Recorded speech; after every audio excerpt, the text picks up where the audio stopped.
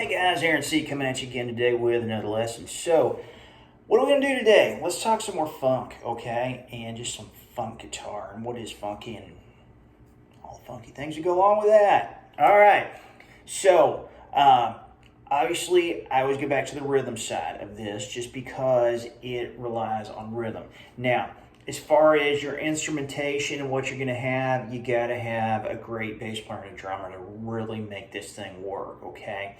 If you don't have a bass player that knows funk, number one, and a drummer that knows funk, number two, and a bass player and a drummer that plays together in a band, you don't have that sound. You can't lay that groove down, really give it what it truly needs. Now, so for some more funk ideas other than what I've done in past videos, let's talk about this, okay? And if you're new here, I'd appreciate it if you hit subscribe and like and come hang out with me more often. I always appreciate it when you do. So guys, let's get to work here. So with the funk thing, okay, I always love my 4-string or 3-string and my 4-string minor 7th shapes with the slide. Now, I always love taking that bar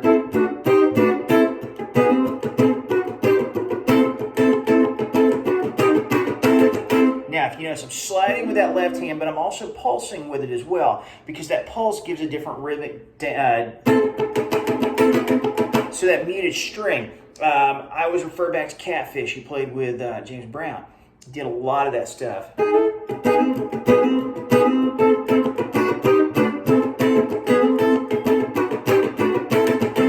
Okay, so that's a great one. The octave is another great one, whether you're on the low end, the high side.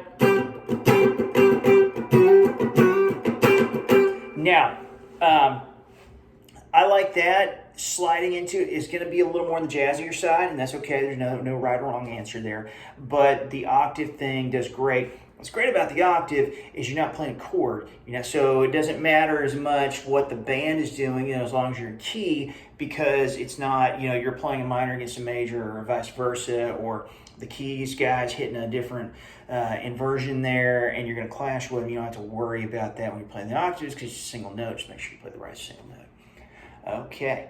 Now, with that being said, so we got that. We got those minor shapes. We got the octaves. And of course, you can always go take that minor or the minor 7th shape on the A type and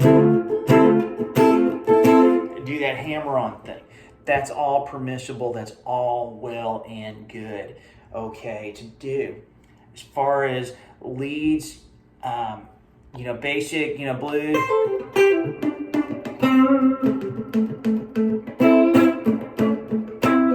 Maybe some Mixolydian, which is a great mode.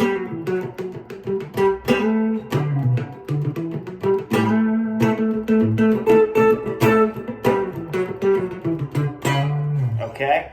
All right, so that's a good one. The Mixolydian is the 5th mode based off the modes. If you're not familiar with those, it's basically breaking it down in a nutshell. It's a major 7th. Major scale with a flatted 7th. That's all. So for example, if you were in the key of C, which is all no sharps or flats, you would not have a B, you would have a B flat because that's the flat 7th. So it would be a C major scale with a flatted 7th, with a B flat in it. Okay, if you were playing C. If you're playing in G, where there's only one sharp, which happens to be the 7th, it would be a G with a F natural in it.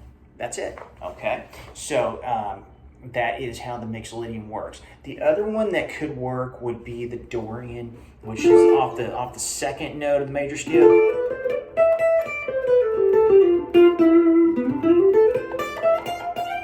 Okay, so you'll hear that. I know it's not funk, but you'll hear that in some Pink Floyd stuff, Another Brick in the Wall. You'll also hear that in some more jazzier stuff. It's got the minor sound. So if that's what you're looking for, a little more than just your basic blues thing, that would be a good way to go with that as well. So those are just some things. I also, as far as other chord shapes on the boomier side, I know it's more jazzier, but I like that minor 7th, okay? Because I can grab that 9th right downstairs. So if I'm doing something like Chameleon there,